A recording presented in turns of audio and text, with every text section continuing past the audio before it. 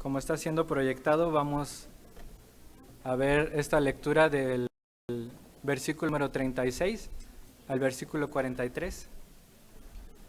Yo voy a leer esta porción, a la cual yo le pido que usted ponga mucha atención. Le pido que esté atento a lo que vamos a leer, que no pase por alto aquello que vamos a mencionar esta noche, porque es importante.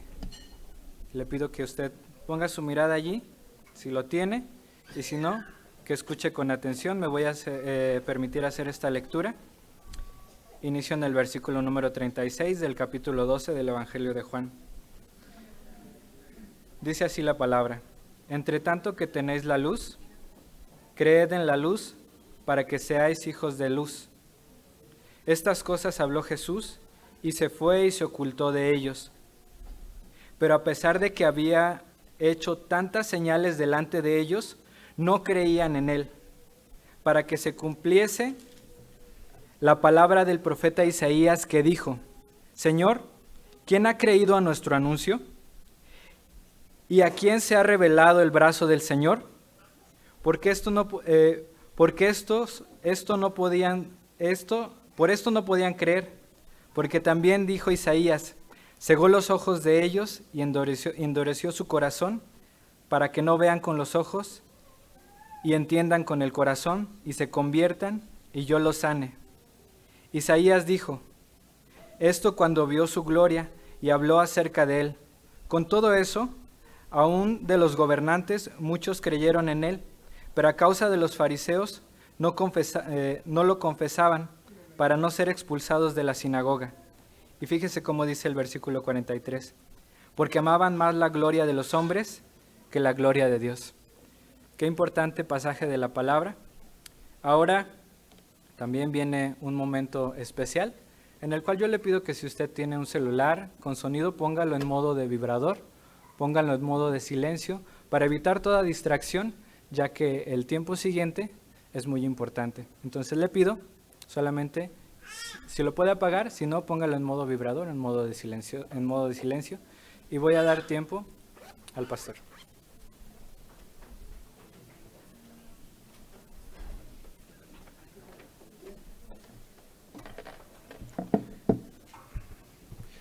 Buenas noches a todos. En primer lugar, quiero darles muchísimas gracias a todos aquellos que aceptaron la invitación de venir a cenar con nosotros. Cada año tratamos de hacer estas cenas. Y como todos ustedes saben, en el tiempo de pandemia tuvimos que suspenderlo por causa precisamente de la enfermedad. Si algunos gustan acomodarse, darse vuelta en las sillas para estar más cómodos, no vaya a ser que el día de mañana necesitamos un fisio que les pueda arreglar el cuello. Lo puede hacer.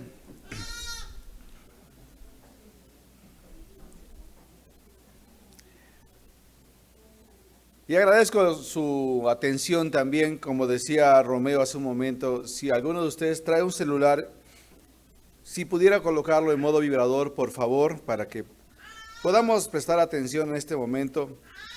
Simplemente quiero que pensemos y enfocarnos un poquito acerca de la Navidad. La Navidad no tendría ningún propósito si no hubiera el nacimiento de Cristo. Y todo esto está relatado en las Escrituras. Y el día de hoy tendremos algo especial porque tendremos la participación del coro de nuestra iglesia, que iniciará con unos cantos, y en algunos momentos también les pediremos que ellos interpreten otra parte de los cantos. Así que comencemos hoy con el coro de la iglesia.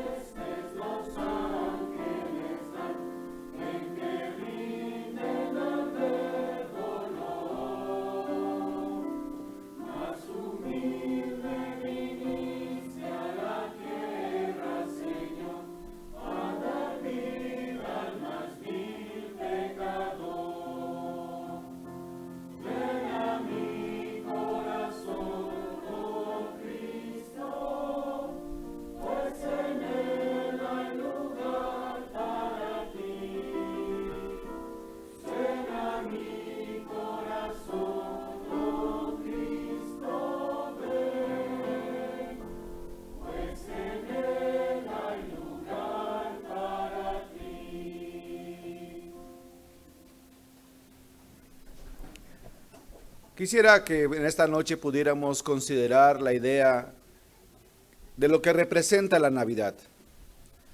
Para muchos de nosotros, la Navidad tiene diferentes sentidos. Para algunos, la Navidad tiene un aspecto de compras. Sin duda es un tiempo especial porque la música es diferente, el clima para nosotros es diferente. Adornamos las casas, se adornan las calles, hay un tipo de música especial. Pero lo que para unos representa la Navidad no es lo mismo que representa para otros. Para otros la Navidad puede ser un tiempo de suma tristeza, de nostalgia, de recuerdos, tal vez de reproches. Y cada quien puede tener una idea diferente de lo que significa la Navidad. Pero como les decía hace un momento, la Navidad no tiene ningún sentido. Ningún sentido. Podría ser una noche cualquiera, podría ser un mes cualquiera, una temporada cualquiera, si no recordáramos el nacimiento de Jesús. Pero hoy no quiero llevarles esa idea romántica del pesebre, de los animales, de los pastores, de la estrella, sino quiero llevar sus mentes a una porción del Antiguo Testamento.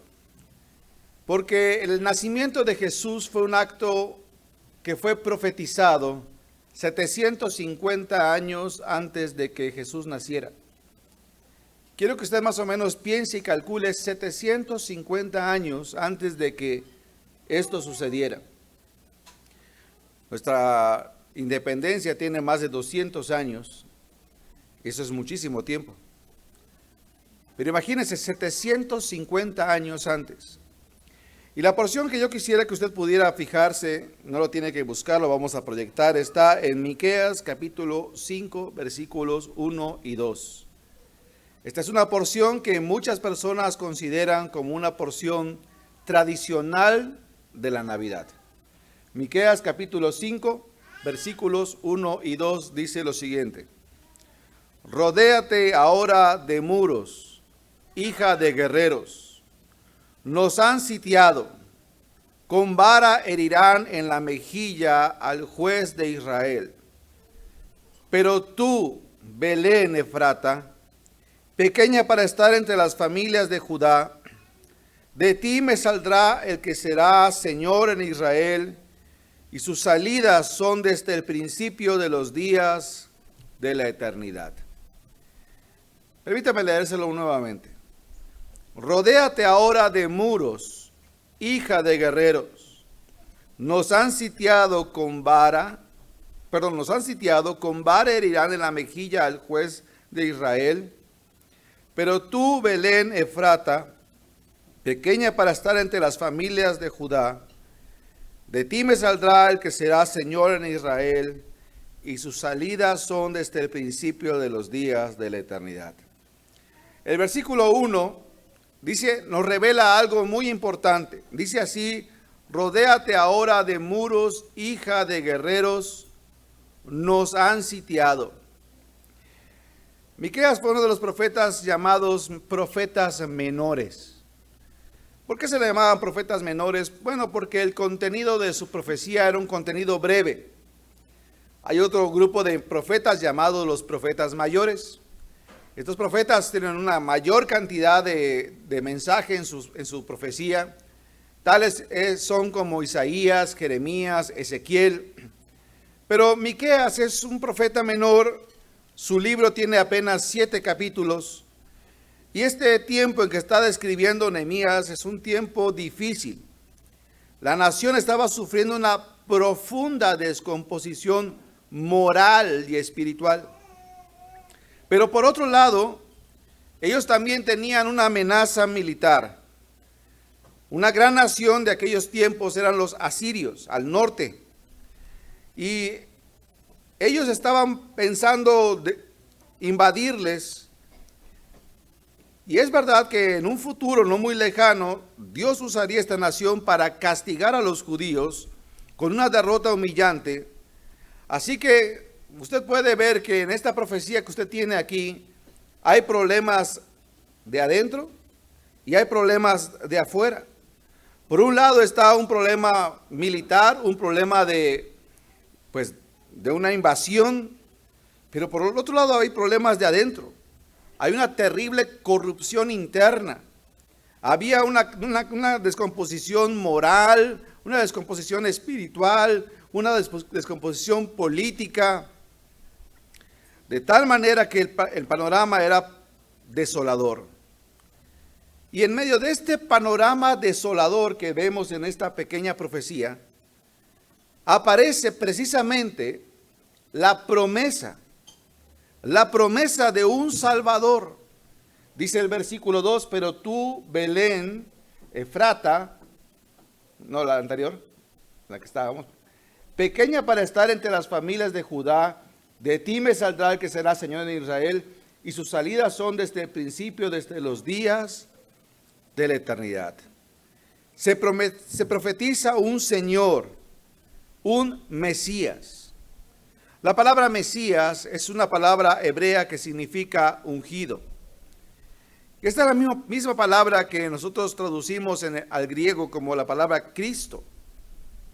La llegada de este gobernador, de este señor, de este rey, de este señor, dice aquí que sería enviado por Dios mismo, escuche bien, para la salvación de su pueblo.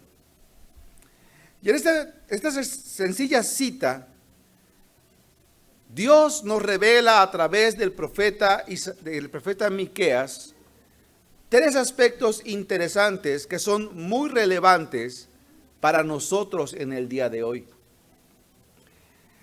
Quiero que veamos estos tres aspectos muy sencillos. Usted los va a poder descubrir. No son muy difíciles, es cuestión de fijarse un poco. En primer lugar, tenemos que Miqueas nos revela el lugar donde el Mesías había de nacer. Pero tú, Belén Efrata, pequeña para estar entre las familias de Judá, de ti me saldrá el que será Señor en Israel, y sus salidas son desde el principio, desde los días de la eternidad.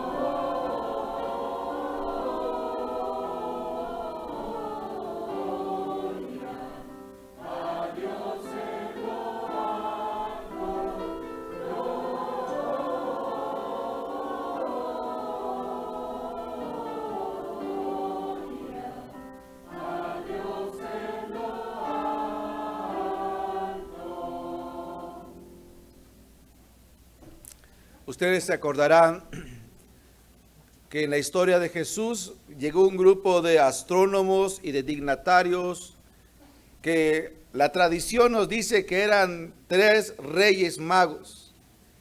Pero la verdad es que ni eran tres, ni eran magos, eran simplemente astrónomos, eran estudiosos.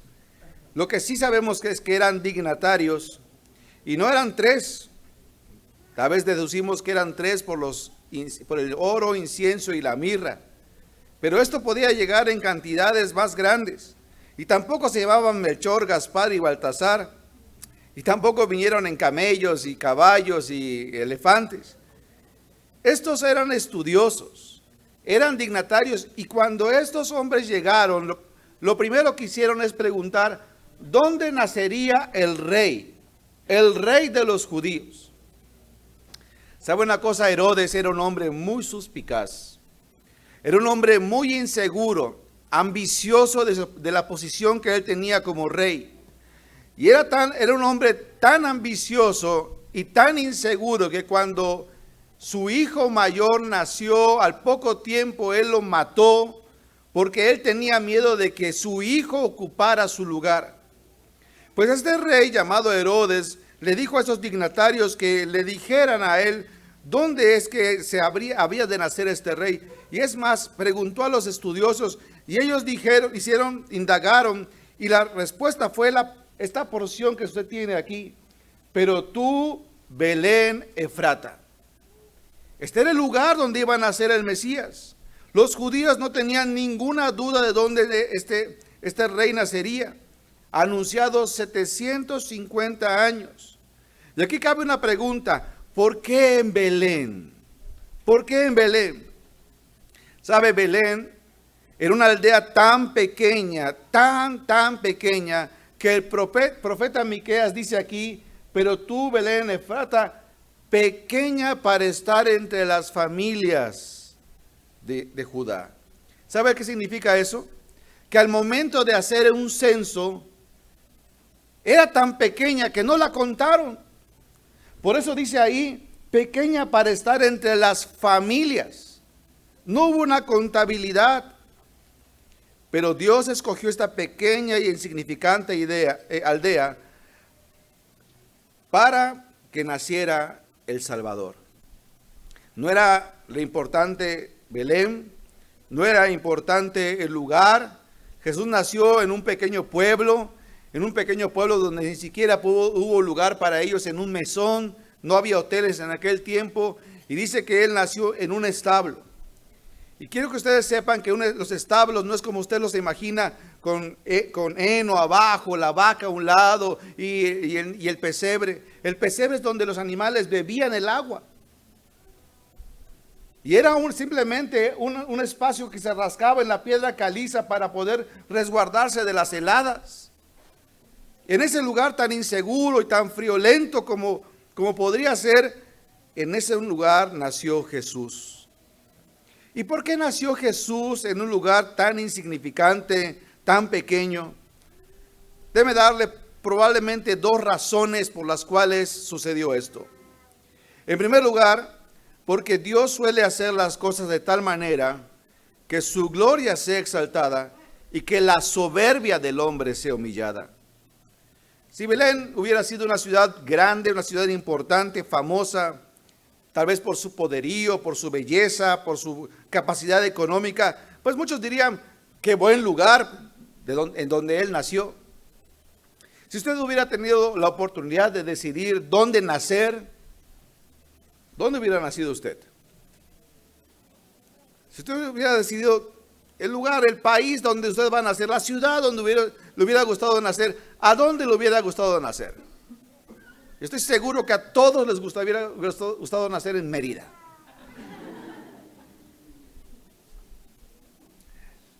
Uno diría, no, yo no cambio a San Miguel de Allende, ¿verdad? O Guanajuato. Pero como Celaya no hay dos. Imagínense Dios, el creador de todo. Él pudo haber pensado que su hijo naciera en el lugar que tendría más oportunidades para poder ser de influencia. Digo, si el trabajo de Jesús iba a ser tan importante y tan trascendente, Pues qué mejor lugar, un lugar donde pueda haber comunicaciones, donde pueda haber cultura, donde pueda haber educación, donde pueda haber prosperidad. Y en aquellos momentos el lugar ideal era Roma. Sin embargo, no fue ahí. Es más, pudo haber sido Jerusalén, pero no, él decidió que fuera en Belén. Belén no tenía ningún atractivo. Pero Dios hace las cosas de esta manera para que el hombre no ponga sus ojos en su propia grandeza, sino que en la verdadera grandeza, la grandeza de Dios, porque en su misericordia y en su bondad, Él derrama su favor para aquellos que no merecen estas cosas. Esto es lo que enseña Pablo en 1 Corintios capítulo 1, versículo 26. Esta iglesia de Corinto era una iglesia que estaba precisamente en un lugar muy bello. Era un istmo, era un lugar de comunicación entre dos lugares, y ahí había una reunión y una gran capacidad económica. Pero Pablo fundó una iglesia en ese lugar, la iglesia de los Corintos. Y estos Corintos tenían problemas de divisiones. Ellos comenzaban a quejarse en torno a las personalidades humanas que habían dirigido esa iglesia. De tal manera que ellos discutían diciendo: yo soy de Pablo, yo soy de Apolos, yo soy de Pedro. Y Pablo, en una carta tratando de exhortarles, dice lo siguiente: pues mirad, hermanos, vuestra vocación, que no sois muchos sabios según la carne, ni muchos poderosos, ni muchos nobles, sino que lo necio del mundo escogió Dios para avergonzar a los sabios, y lo débil del mundo escogió Dios para avergonzar a lo fuerte, y lo vil del mundo y lo menospreciado escogió Dios, y lo que no es, para deshacer lo que es, a fin de que nadie se jacte en su presencia. En otras palabras, Dios busca la manera en que el hombre pueda entender que el importante no somos nosotros, sino es Él. La Biblia nos enseña que Dios nos creó para su gloria, para que nosotros gozáramos precisamente de Él para siempre. Pero lamentablemente el hombre no ha permanecido en esta condición, sino que Él se ha rebelado, y en su rebeldía trajo un sinnúmero de consecuencias terribles para la raza humana. De tal manera que hoy el hombre es su propio enemigo. El peor enemigo del hombre es el hombre. Estamos viviendo en un tiempo de modernidad, estamos viviendo un tiempo de muchos adelantos, pero al mismo tiempo un tiempo de mucha confusión. Miren, el día de hoy todos proclaman libertad, todos. Yo escuchaba el otro día lo que decía un hombre en un noticiario, un filósofo, algo que me hizo muy interesante. Y él dice que siempre que haya una persona que sea libre, hace que todos los que estén a su alrededor sean esclavos. Piénsenlo un poquito. Siempre que hay una persona libre, a la forma de la libertad del mundo, hace que todos los demás a su alrededor sean esclavos. Entonces, tú dices: pues yo tengo la libertad de hacer lo que yo quiera. Entonces llegas a las 3 de la mañana, contento, eufórico de haber estado en el antro con tus amigos, y quieres seguir el after, y pones tu equipo de sonido y lo pones a todo volumen sin importar, y estás haciendo escándalo y cantas, y todos los que están a tu alrededor, ¿qué? Todos los demás vecinos, ¿qué? Van, te reclaman de que le bajes y dices: esta es mi casa y yo puedo hacer lo que yo quiera, tengo libertad. Pero el problema es que su libertad hacia los demás los somete a todos los demás. Los somete a su ritmo, los somete a su tiempo, a la hora de dormir, porque hay gente que tiene que levantarse temprano a trabajar. Hay personas que están enfermas, hay personas que tienen niños o ancianos que tienen que dormir, pero a este no le importa, y su libertad hace que todos tengan que someterse. Ese es el problema del mundo de hoy. Ese es el problema, es que los ideales que nosotros tenemos como hombres nos hacen que nos saboteemos entre nosotros mismos. Y la razón de esto es precisamente algo que está en el interior del hombre, y la Biblia lo describe precisamente como el pecado. Es algo que hace que el hombre se rebele contra Dios. Él se convirtió en un ser egoísta, y no solamente eso, sino en un ser peligroso para sí mismo. Nosotros sabemos que desde que entró el pecado en la humanidad, no solamente vino un caos en el mundo, sino que la Biblia revela que Dios planeó desde el inicio un plan para redimir al hombre y revertir los efectos de que ese pecado había producido en la creación y en el hombre. Y de manera de hacer una demostración, para poder demostrarle al hombre que hay algo mucho más grande que la creación, hay algo mucho más grande que lo que él había hecho, y que no podía ser transmitido de otra forma, sino a través de un mensaje que iba a ser repulsivo, que en un momento más le contaré. Hermanos y amigos, por eso es que Dios se hizo hombre, y hace más de 2000 años, Él vino para nacer en un pesebre y convertirse en un hombre y morir en una cruz para salvar a aquellos que estaban perdidos. Cristo se introdujo de tal manera en el escenario de la historia, en aquella primera Navidad, no solo como el Dios de gloria, sino como lo más extraordinario que el hombre pueda recibir. De tal manera que aquí lo extraordinario no era el pesebre, no era María, no era José, sino que era un hecho en el cual se estaba proponiendo la redención del hombre. Y todo esto es por la gracia de Dios. Por eso cuando Pablo va enseñando a los corintios su problema, y dice al final en el versículo 30 y 31, mas por Él, es decir, por Cristo, dice, estáis vosotros en Jesús, en Cristo Jesús, en el cual habéis sido hechos por Dios sabiduría, justificación, santificación, redención, para que como está escrito, el que se gloríe, gloríese en el Señor. Si hay un grupo de personas en los cuales no tendrían que ufanarse de nada, estos serían los cristianos. Porque al decir que somos cristianos, estamos reconociendo que nosotros necesitamos, reconocimos nuestra bajeza, nuestra necesidad. Pero no solamente nació en ese lugar por causa de humillarnos y hacernos ver nuestra necesidad, sino también por mostrar el carácter de la obra que Él iba a hacer. Es probable que Cristo haya nacido en esta aldea para mostrarnos el carácter de su obra. La Escritura menciona en 2 ocasiones que el Hijo del Hombre no había venido para ser servido, sino para servir. Él vino para tomar el lugar de pecadores culpables que no merecían un palacio, sino un patíbulo. Cristo nace en una aldea pequeña e insignificante porque Él venía a tomar nuestro lugar. Y lo que el hombre merece no es un palacio, sino precisamente un patíbulo. Esto es lo que Pablo enseña en Filipenses capítulo 2, versículo 6, dice así.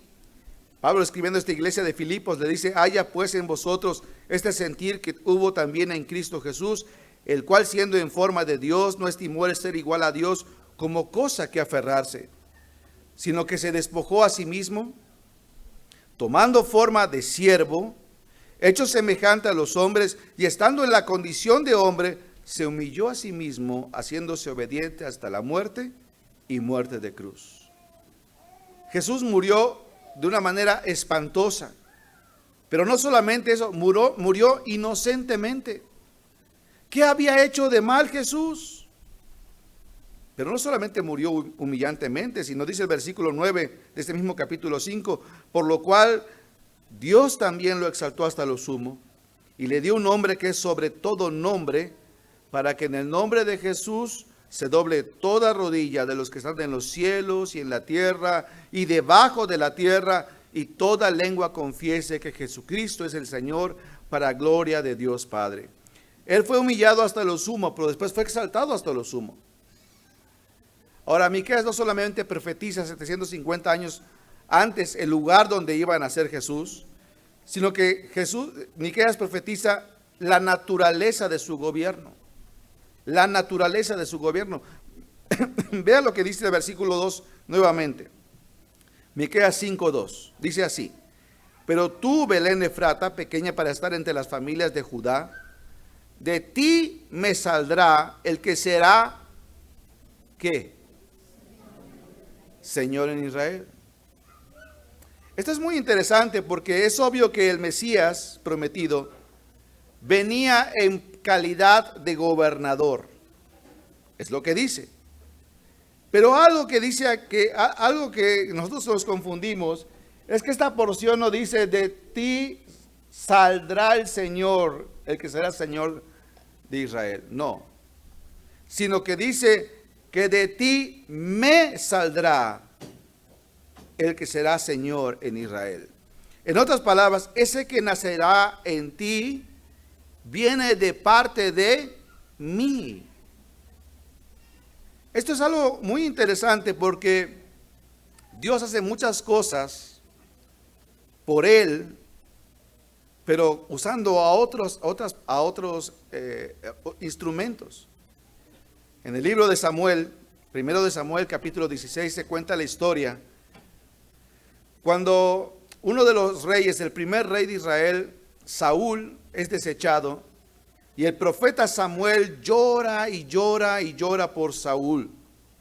Y dice el versículo 1 así, 16:1, dice: dijo Jehová a Samuel: ¿hasta cuándo llorarás a Saúl, habiéndolo yo desechado para que no reine sobre Israel? Llena tu cuerno de aceite y ven, te enviaré a Isaí de Belén, porque de sus hijos me he provisto de rey. ¿Sabe una cosa? Saúl fracasó como gobernante de Israel, como muchos reyes fracasaron, porque ellos gobernaron en base a su propia voluntad. Ellos impusieron su propia ley, desecharon la ley de Dios. En lugar de seguir la ley de Dios, establecieron su propia ley. Y dice Miqueas que este Mesías que vendría a gobernar de parte de Dios establecería el gobierno de Dios en el mundo. En otras palabras, este Mesías había de someterse a la voluntad del Padre y llevaría a sus seguidores a hacer exactamente lo mismo. Y eso nos dice mucho de la naturaleza de lo que Cristo vino a establecer al mundo. Déjeme mostrar algunos versículos. En Juan capítulo 4, versículo 34, Jesús dijo algo que era muy repetido. Jesús dijo: mi comida es que haga la voluntad del que me envió y que acabe su obra. Mire, Jesús no venía a hacer su propia obra. Él venía a hacer lo que otro le envió. Él estaba sometido a alguien. Capítulo 5, versículo 30, dice así: no puedo yo hacer nada por mí mismo, según oigo, así juzgo. Y mi juicio es justo, porque no busco mi voluntad, sino la voluntad del que me envió, la del Padre. Luego dice en el capítulo 7, versículo 16, Jesús le respondió y dijo: mi doctrina no es mía, sino de aquel que me envió. Esto es lo que los judíos perdieron de vista cuando Cristo vino hace 2000 años. Mire, déjeme explicarle. ¿Qué es lo que estos hombres esperaban? Ellos esperaban a un guerrero poderoso, alguien que derrotara a todos los enemigos de Israel y que implantara en la tierra de Palestina un reino terrenal. Y saben, algún día eso sucederá, pero no en la primera venida de Jesús. Cristo más bien hacer posible que hombres y mujeres rebeldes contra Dios se arrepintieran de su rebeldía y se sometieran voluntariamente al reino de Dios. Ese es el reino que Él iba a implantar. Ahora, esto plantea varias cosas interesantes. ¿Recuerdan cuando Pilato estaba interrogando al Señor Jesús? Si usted busca ahí en su Biblia, o lo puede leer aquí en Juan capítulo 18, versículo 35. Dice así: Pilato le respondió: ¿soy yo acaso judío? tu nación y los principales sacerdotes te han entregado a mí. Y Pilato pregunta lo siguiente, presten mucha atención, ¿qué has hecho? Respondió Jesús, mi reino no es de este mundo. Jesús le está diciendo a Pilato, Pilato, tú no entiendes. Mi reino no es lo que tú estás pensando. Ahora, mire, Pilato sigue haciendo preguntas. Dice aquí, en la parte de abajo, ¿sí lo puede leer? Lea conmigo, dice, si mi reino fuera de este mundo, mis servidores esperarían para que yo no fuera entregado a los judíos. Jesús le está diciendo a él, yo sí tengo un reino, pero no es como tú estás pensando. Mi reino no es de este mundo. Si mi reino fuera de este mundo, mis servidores pelearían por mí. Ahora, yo quiero que disfruten todo esto que les estoy explicando, porque así como usted frunce el ceño diciendo, ¿qué está pasando aquí? ¿Qué me quieres decir, Javier? Pilato tenía una confusión tan grande en su cabeza, que entonces Pilato hace la siguiente pregunta, versículo 37. Le dijo entonces Pilato, luego, ¿tú eres rey? A ver, no entiendo. Eres rey, pero no eres de este rey, no eres de este mundo. O sea, ¿eres rey o no eres rey? ¡Eres rey! La pregunta no era simplemente de ignorancia. La pregunta tenía realmente una jiribilla, como decimos en buen mexicano. Si Jesús respondía sí, Pilato iba a entender que entonces Jesús sí tenía un ejército, sí tenía sirvientes que iban a venir a defenderlos, iba a haber una gran revuelta. Así que Jesús no podía responder que sí, pero tampoco podía decir que no era rey, porque entonces negaría todo lo que está diciendo. ¿Qué respondió Jesús? Respondiendo Jesús, tú dices que yo soy rey. Yo para esto he nacido y para esto he venido al mundo, para dar testimonio de ¿qué? De la verdad. Todo aquel que es de la verdad oye mi voz. Le dijo Pilato, ¿qué es la verdad? Y aquí quiero que usted vea que entre la confusión de que eres rey o no eres rey, Pilato pregunta, ¿eres rey? Jesús le dice, sí, yo soy rey, pero va a vincular ahora el reino con algo mucho mayor, que es la verdad. Su reino es un reino donde no hay armamento. Su reino es un reino de sometimiento, pero no es un reino donde se somete a las personas a la fuerza. No es con mentiras, no es con propaganda, no es con un ejército. Entonces, ¿cómo es? Es con la verdad. Es con la verdad. Cuando un país, cuando va a haber un golpe de estado, lo que va a suceder es que poco a poco los militares comienzan a tomar el poder, se comienzan a tener más poder, hasta que llega un punto que dominan económicamente a la nación. Y lo que ha pasado no solamente en países como Argentina, como Chile, como Venezuela, como Cuba, es que se cierran todas las oportunidades para comprar, para abastecerse, y el pueblo comienza a tener hambruna. Y entonces viene todo el sometimiento. Jesús no está diciendo, yo no voy a hacer eso. ¿Y qué vas a hacer? Yo traigo como instrumento la verdad. Y esto es importante porque en este mundo que está lleno de confusión y de mentiras, en este mundo que las personas no entienden, las personas no tienen dirección, no tienen propósito en la vida. Muchas personas desperdician su vida en vicios, desperdician su vida en lo que no tiene valor.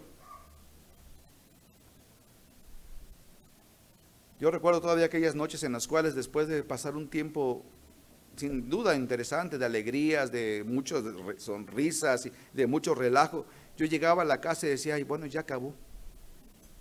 Así decía, ya acabó.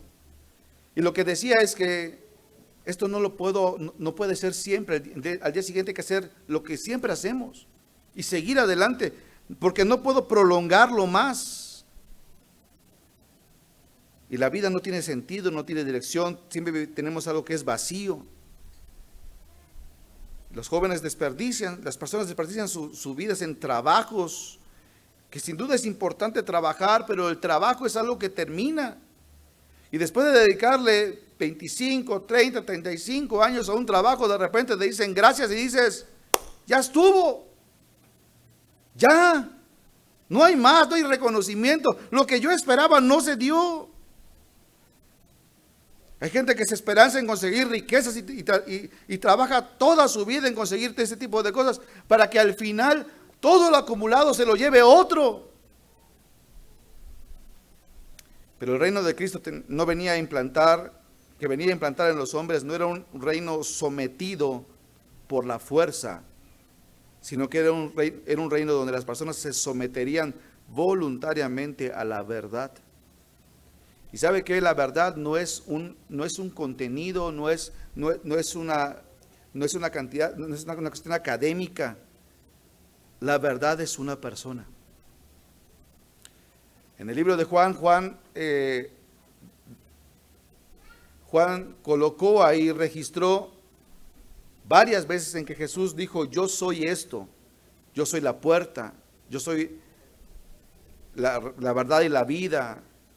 Pero uno de esos es Juan 14:6, cuando dice, yo soy el camino y la verdad y la vida, y nadie viene al Padre sino por mí. Jesús está diciendo aquí, no es que yo conozco el camino, sino yo soy el camino. Jesús no dijo, yo conozco una verdad o parte de la verdad, o dónde encontrar la verdad. Yo soy la verdad y yo soy la vida. Y sabe una cosa, en aquellos tiempos, estos enunciados de Jesús eran tan chocantes y frustrantes para los judíos como para la gente en el día de hoy. Porque lo que está diciendo Jesús es que yo y solamente yo soy el camino.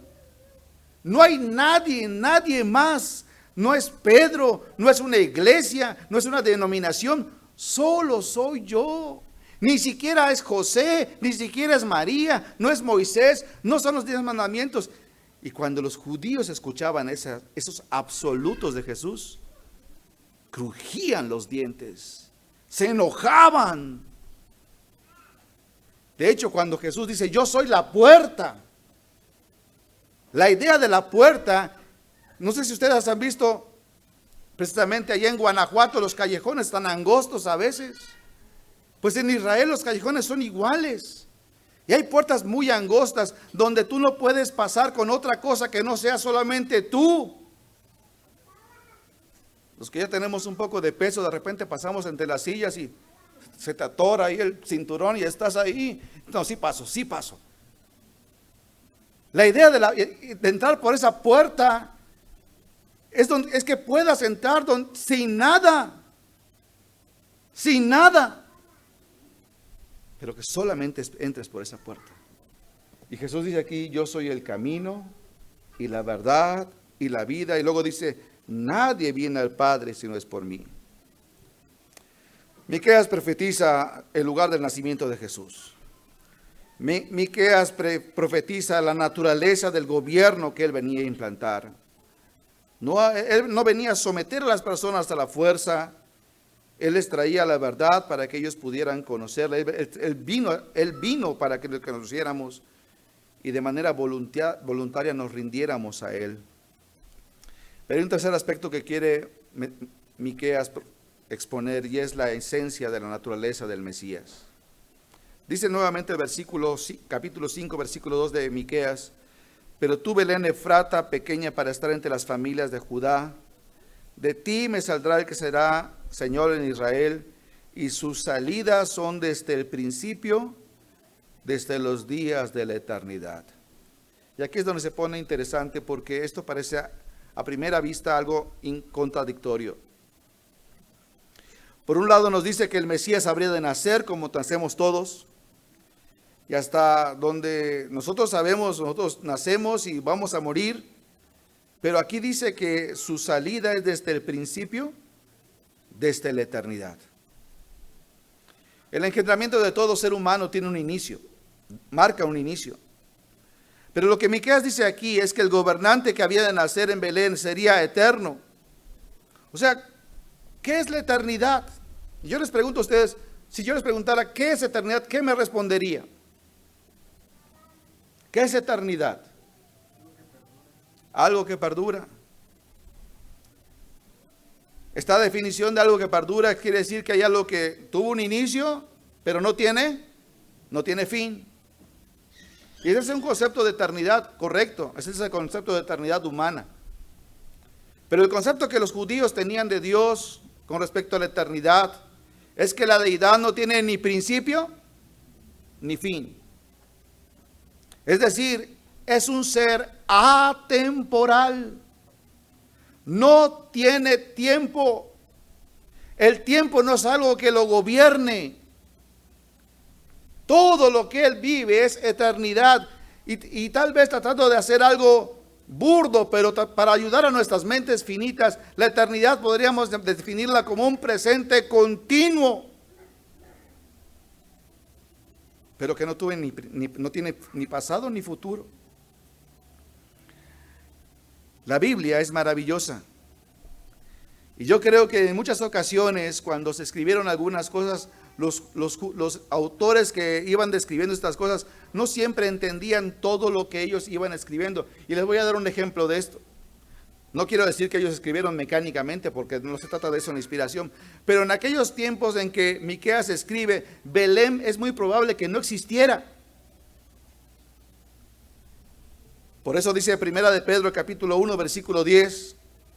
Los profetas que profetizaron de la gracia destinada a vosotros, es decir, a los que estaban recibiendo la carta que Pedro escribía, y por consecuencia a nosotros.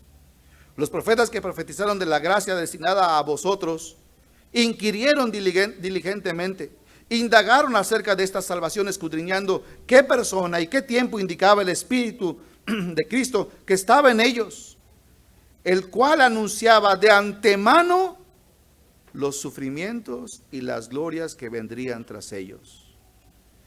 Es decir, ellos inspirados por Dios, ellos no dudaron en ningún momento de lo que estaban escribiendo y no trataron de componerlo ni de arreglarlo, sino que escribieron literalmente lo que Dios colocó en su corazón.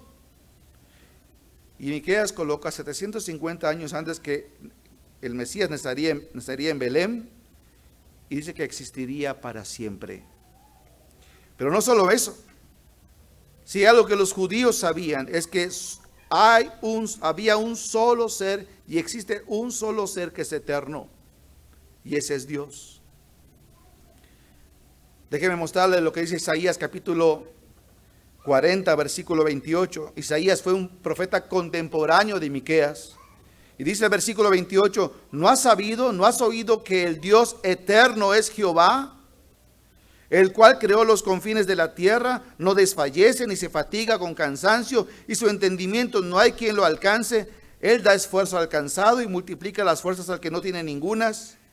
Los muchachos se fatigan y se cansan, los jóvenes flaquean y caen, pero los que esperan en Jehová tendrán nuevas fuerzas, levantarán alas como las águilas, correrán y no se cansarán, caminarán y no se fatigarán. Así que si el único ser eterno es Dios, entonces Miqueas dice: de ti me saldrá el que es Señor en Israel. Miqueas está diciendo: yo voy a enviar a alguien que a través de ti será el Señor. La pregunta es esta: ese Mesías que él está prometiendo, ¿es Dios o es alguien enviado por Dios? ¿Es Dios o es alguien enviado por Dios? Porque no entiendo. Esta dificultad que encontramos en este texto no es el único texto que lo tiene. Isaías capítulo 7 versículo 14 dice lo siguiente: por tanto el Señor mismo os dará señal, he aquí que la Virgen concebirá y dará a luz un hijo y llamará a su nombre Emmanuel. Y cuando esto es traducido en el Evangelio, dice, y Emmanuel significa Dios con nosotros. En el capítulo 9 de Isaías, versículo 6 dice: porque un niño nos es nacido, hijo nos es dado, y el principado sobre su hombro, y se llamará su nombre admirable, consejero, Dios fuerte, Padre eterno, príncipe de paz. Un niño que nace, que nos será dado, pero que tiene un principado como autoridad, y se le llamará admirable, consejero, Dios fuerte, Padre eterno, príncipe de paz. Y quiero decirles que no hay que hacer un ingenio en exégesis para ver el problema.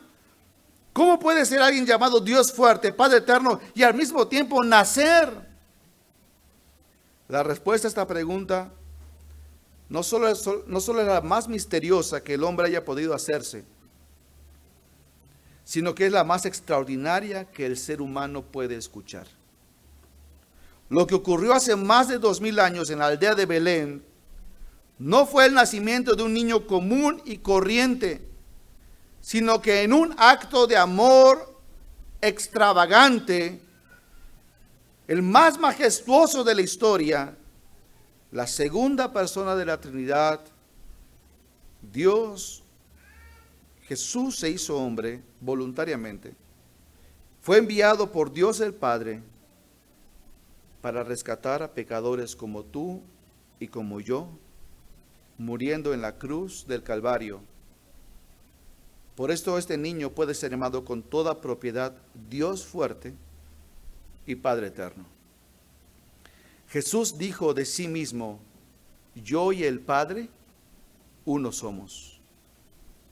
Y Felipe, preguntando a Jesús acerca de llévanos al Padre, muéstranos el camino, Jesús le dijo: tanto tiempo hace que estoy con vosotros y no me has conocido, Felipe. El que me ha visto a mí ha visto al Padre. ¿Cómo pues dices tú, muéstranos al Padre?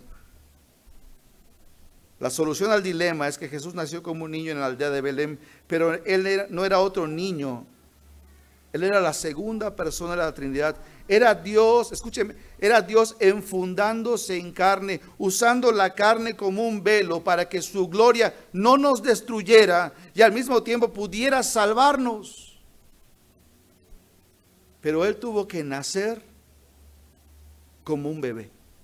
Necesitaba ser como uno de nosotros para poder vivir una vida como la de nosotros, pero perfecta.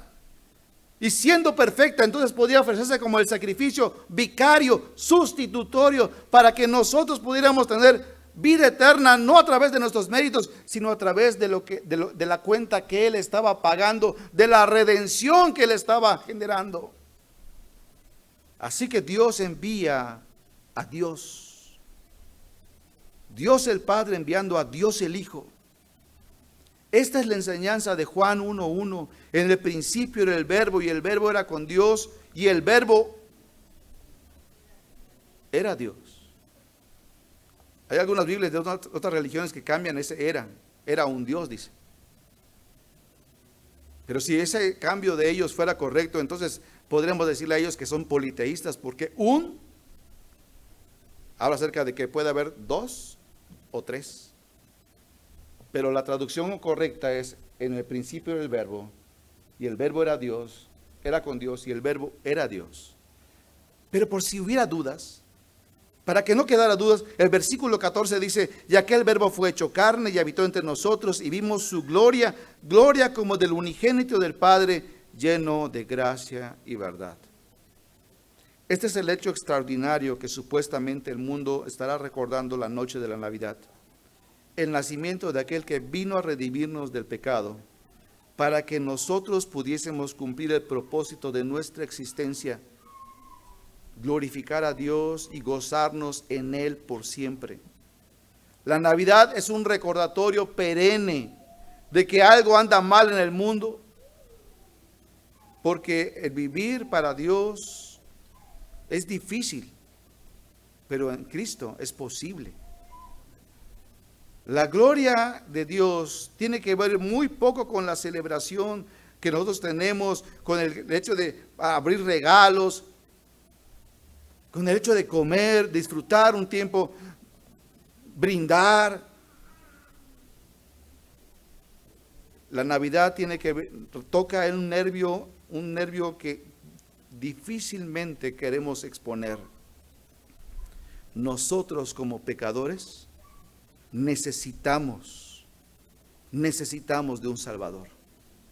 Y Dios, sabiéndolo, Él envió a su Hijo para morir por nosotros en la cruz.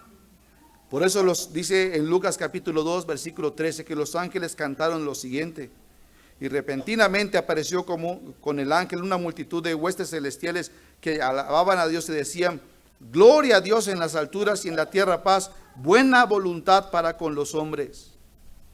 Buena voluntad para con los hombres. No dice gracia y paz para los hombres de buena voluntad. No dice eso. Dice en la tierra paz, buena voluntad para con los hombres. Amigos y hermanos que están esta noche, tan pronto como nos colocamos nosotros en el escenario, perdemos el foco.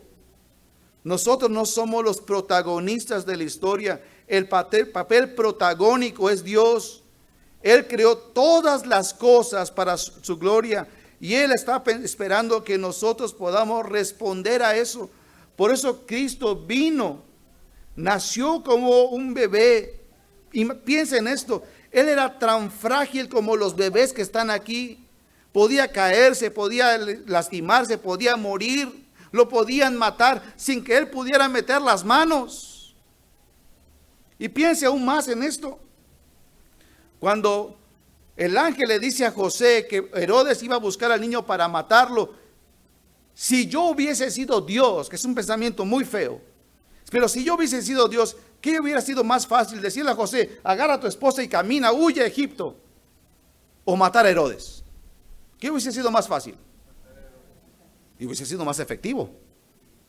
Se hubiera ahorrado muchos años de mal gobierno.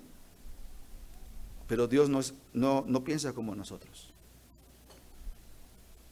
Dios piensa, y todo lo que sucede tiene un propósito, una razón, y todo apunta a un solo aspecto: su gloria. Él nació como un bebé.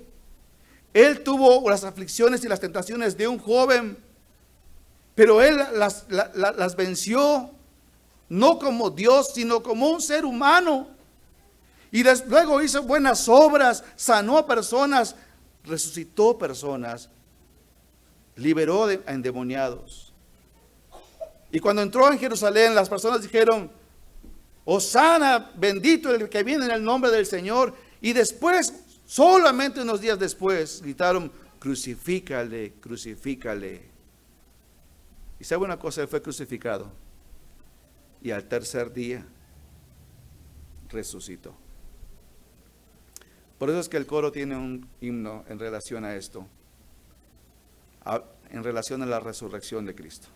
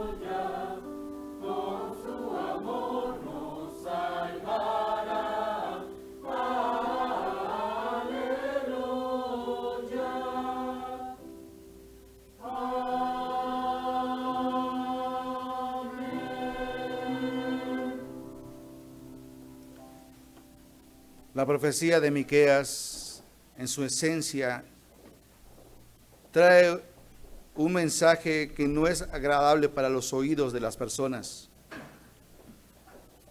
porque nos recuerda que somos pecadores. Y amigos que nos visitan, quiero decirles que cuando escuchamos la palabra pecado, uno puede decir, bueno, eso dejémoselo para aquellos que son ladrones, para aquellos que son asesinos, para aquellos que son secuestradores, para aquellos que hacen cosas muy, muy malas. ¿Saben una cosa? Cuando Pablo define precisamente el pecado, dice Romanos capítulo 1, versículo 21 lo siguiente. Presten mucha atención, estoy a punto de terminar. Dice, pues habiendo conocido a Dios, ¿qué dice ahí? No le glorificaron como a Dios, ni le dieron gracias, sino que se envanecieron en sus razonamientos y su necio corazón, ¿cómo fue? Entenebrecido. Profesando ser sabios, se hicieron necios y cambiaron la gloria del Dios incorruptible en semejanza de imagen de hombre corruptible, de aves, de cuadrúpedos y de reptiles. El problema de la humanidad, el pecado más grande, es el envanecimiento, el orgullo. Por eso hoy el humanismo está a flor de piel. Por eso es que nosotros queremos, y las personas quieren glorificarse y ser glorificados. Hacen mal y quieren que se les reconozca. Se envanecieron en sus razonamientos y su necio corazón fue entenebrecido. Más adelante Pablo dice, por cuanto todos pecaron y están destituidos de la gloria de Dios. El hombre ha decidido vivir para su propia gloria, para sus propios deseos, cambiando completamente la gloria de Dios por una gloria personal. Y sabe una cosa, precisamente estos deseos egoístas, esta propia gloria, es la que nos causa mucho mal a nosotros. Y viendo Dios cómo nosotros nos destruíamos, cómo nosotros estamos viviendo en un tiempo de tanta riqueza, de tanto conocimiento, de tantas oportunidades. Fíjese nuestro país tan hermoso, con tantos recursos, los graves problemas que tenemos, matándonos unos a otros, recibiendo bolsas de cadáveres. ¿Por qué? Por unos cuantos pesos. ¿Por qué? Por causa del pecado. Y Dios, viendo que no podemos curarnos, Él vino a reconciliar al hombre con Dios. Él vino a restaurar nuestras personalidades dañadas. Y Él vino a darnos ese sentido en nuestra vida. Por eso cuando Pablo escribe a Tito, dice, quien se dio a sí mismo por nosotros para redimirnos de toda iniquidad y purificar para sí un pueblo celoso de buenas obras. Esta es la buena noticia. Esta es la buena noticia. Que nos ha nacido un Salvador, que es Cristo el Señor. Y saben una cosa, yo quiero terminar invitándole a que usted pudiera pensar en todo esto. El mayor regalo de la Navidad que el hombre puede recibir no viene en una caja de Liverpool o del Palacio o del Tianguis. El mejor regalo que el hombre puede recibir es abrir su mente, renunciar a su orgullo, a sus fuerzas, reconocer su necesidad como pecador y pedirle a Jesús que le salve. ¿Sabe por qué? Porque la salvación es algo que nosotros no podemos obtener por ningún medio. Por ningún medio. No hay nada que usted y yo podamos hacer. Pablo le dijo a los Efesios en el capítulo 2, versículo 8, porque por gracia sois salvos por medio de la fe. Y esto no de vosotros, pues es don de Dios. Y luego dice el 9, no por obras, para que nadie se gloríe. No hay ninguna obra. No hay 10 mandamientos. Los 10 mandamientos son buenos para otras cosas, pero no nos salvan. Los 10 mandamientos revelan lo pecadores que somos. Por eso Jesús vino a morir por nosotros. Y sabe una cosa, yo cuando era joven, era más joven, todavía no sigo siendo joven, pero no tanto como antes. Yo asistía a una iglesia y en esa iglesia yo pensaba que por asistir a esa iglesia yo era salvo. Es decir, lo que yo pensaba es que por conocer de Jesús, por saber de Jesús, por tener la idea de Jesús, del nacimiento de Jesús, yo era salvo. Hasta que un día alguien me hizo una pregunta muy interesante. Si tú murieras, ¿a dónde irías? Y yo le dije, no lo sé. Y él me dijo, ¿sabes que la Biblia habla acerca de dos lugares? El cielo y la condenación eterna al infierno. Solamente de dos. Y que al morir nosotros enfrentaremos la eternidad. Porque está establecido para los hombres que mueren una sola vez y después de esto el juicio. Y él me dijo, ¿tú eres pecador? Y dije, sí. Si mueres, ¿a dónde vas a ir? Y así eso estuvo dando vueltas en mi mente durante mucho tiempo, y en un campamento hubo una predicación muy similar a esta. Y las personas eran invitadas a venir a Jesús, y en aquel momento a mí me dio mucha vergüenza de tomar una decisión como esa, porque yo pensaba, decía, pero yo voy a la iglesia, ¿cómo es que yo voy a tomar esa decisión? Si yo voy a la iglesia, yo lo sé. Pero esa no era la pregunta correcta. La pregunta correcta era esta: si mueres tú, ¿a dónde vas a ir hoy? Y la respuesta para mí en ese momento seguía siendo la misma: no lo sé. Esa noche yo regresé iba hacia mi cuarto, y regresé al auditorio donde estaba el predicador, y yo le dije, ¿sabes una cosa? Yo quiero estar seguro de estar con Dios. Y él me dijo, tú tienes que pedirle perdón por tus pecados, tú tienes que reconciliarte con Él. Por eso mandó Dios a su Hijo Jesucristo a morir por nosotros en la cruz. Y nuevamente el himno de Navidad. Ese agosto de 1983 yo le rendí mi vida a Jesús. Y es lo que yo te quisiera invitar en esta noche. Es lo que Miqueas trataba de enseñarnos. Y estuvo diciendo, vendrá un Salvador, vendrá un Salvador, vendrá un Salvador, porque tú necesitas, porque tú y yo somos pecadores.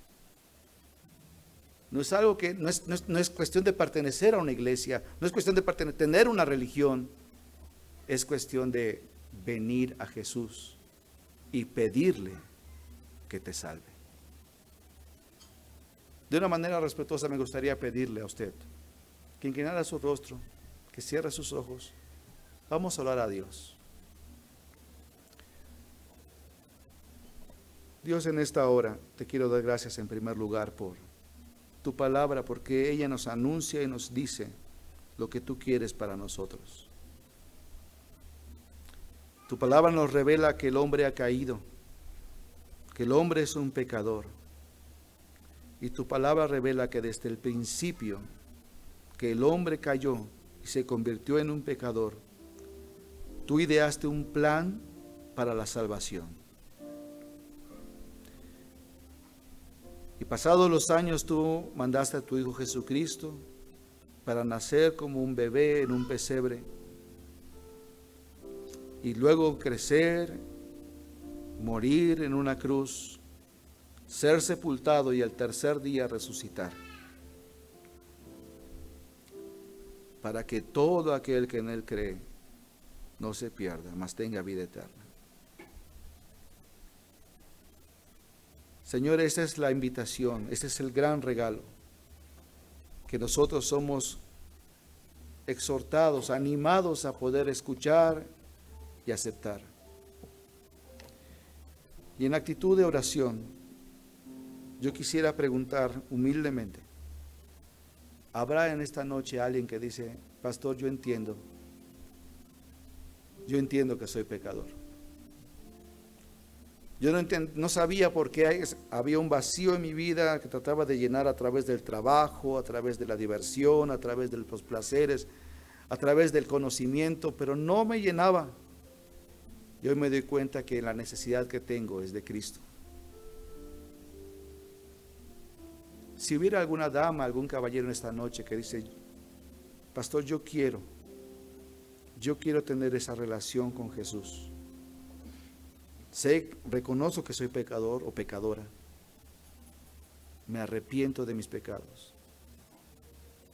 Yo quiero creer en Cristo. Enséñeme. Si hubiera alguna persona que tiene este anhelo en su corazón, yo le voy a pedir una sola cosa. Que levante su mano ahí donde está. Esto no lo compromete en ningún sentido. Y tampoco mi deseo es exponerle. Si yo quisiera saber nada más para orar por usted. Y tal vez que me pudiera brindar algunos minutos para poder orar con usted. Saber si tiene alguna necesidad, una petición de oración. Y amablemente algunos de mis hermanos orarán con usted también. ¿Habrá alguien en esta noche que dice, yo quiero tener esta relación con Cristo? Simplemente le pido, levante su mano, indíquelo con su mano, la sube y la baja. ¿Habrá alguien así? No tenga miedo, no le voy a pedir nada más, no le compromete a nada. Solamente quiero saber, quiero orar por usted. ¿Habrá alguien así? Yo me arrepiento de mis pecados, yo quiero creer en Cristo.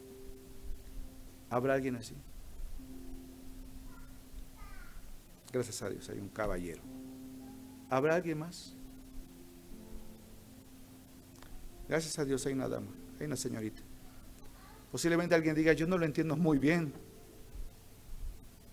Bueno, no lo vamos a entender todo en una noche. Queremos responder las preguntas que haya. Vamos a orar y agradecer a Dios por este tiempo con su palabra. Señor, reconocemos que necesitamos de ti. Tal vez no nos encontramos tan malos como otras personas, pero la verdad es que delante de ti, el Dios que es absolutamente santo, todos nosotros somos pecadores.